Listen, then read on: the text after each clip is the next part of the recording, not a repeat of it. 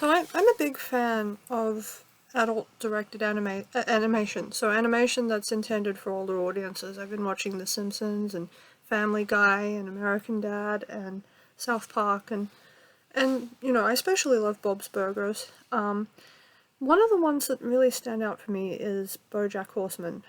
And I managed to watch maybe the first two seasons of the show, and occasionally I'll watch other ones here and there. But ultimately, I found the series far too depressing to go on with. And, you know, as I watched one of the episodes tonight where he's thinking about, well, I don't want to give away spoilers, so I'll avoid describing too much, but essentially it was revealed that he had lost so many people from his life and lost so much, and so naturally he suffers from depression. And I thought to myself, well, okay, how is it that most people go on with their lives even though horrible things happen to them? Like, sooner or later, your parents will die. Sooner or later, some of your friends and other family members will die.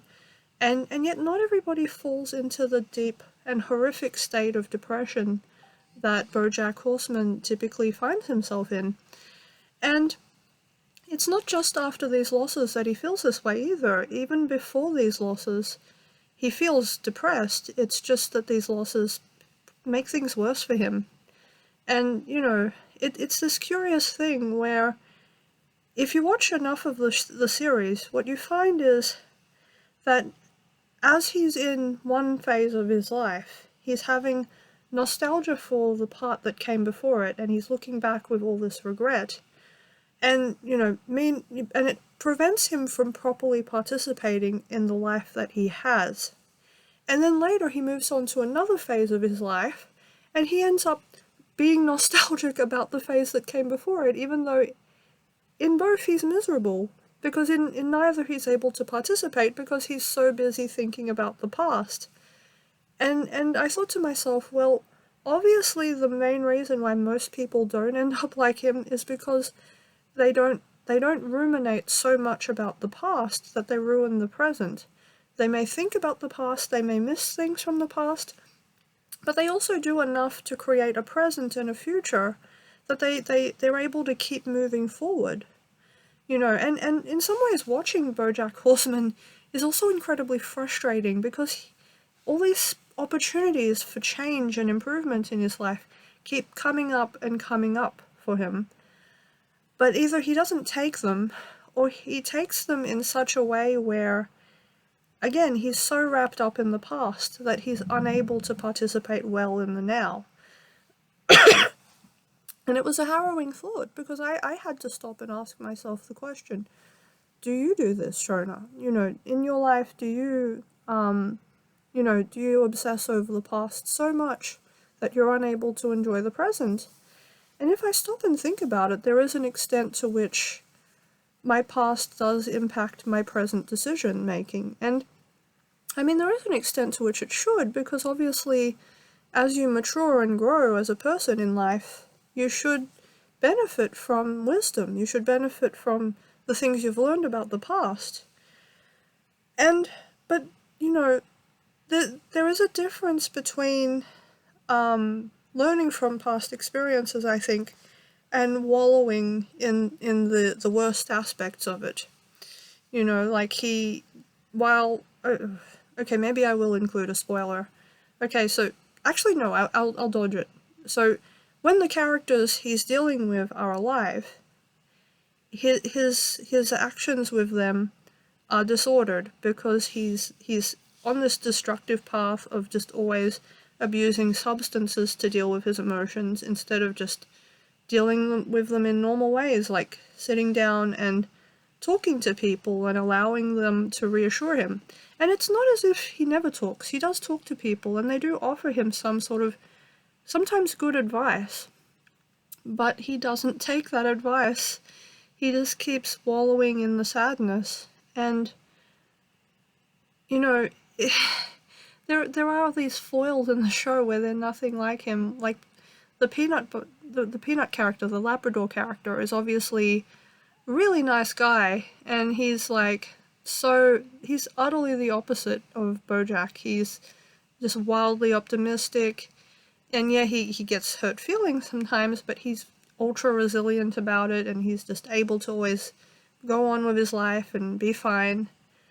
And yeah, I mean, in life, obviously, if you can be someone like that, you stand a much better chance at happiness regardless of your circumstances.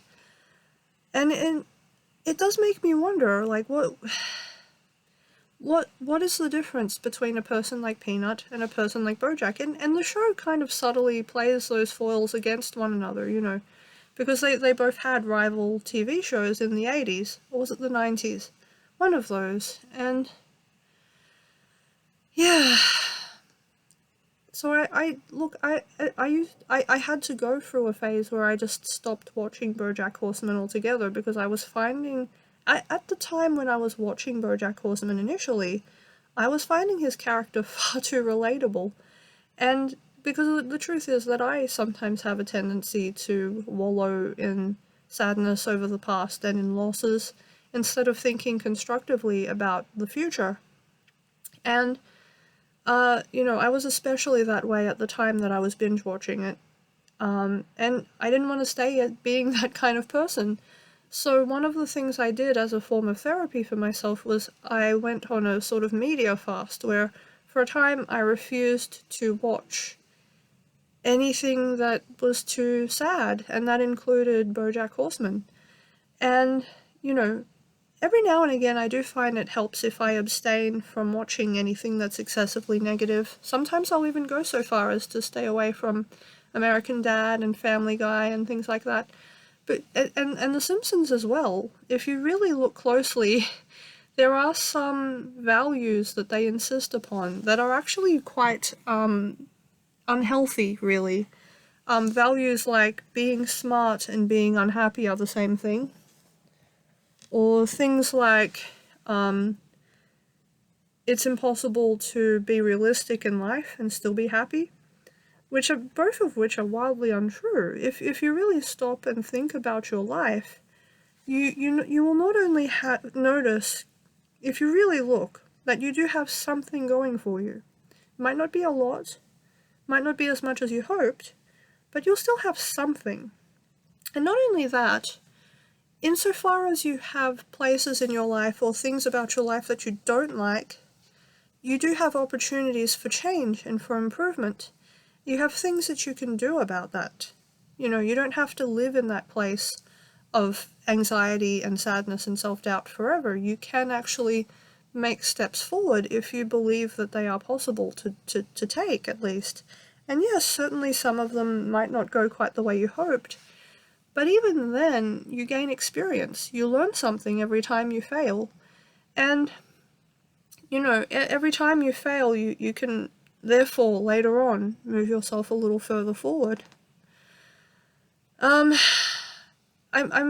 sort of spitballing here, so I'm not really sure where to go from here, but I suppose since the initial topic was Bojack Horseman, yeah, I will say, if you are suffering from depression, I don't recommend it. In fact, I recommend strongly that you stay away from it and try to find something much more positive and life-affirming.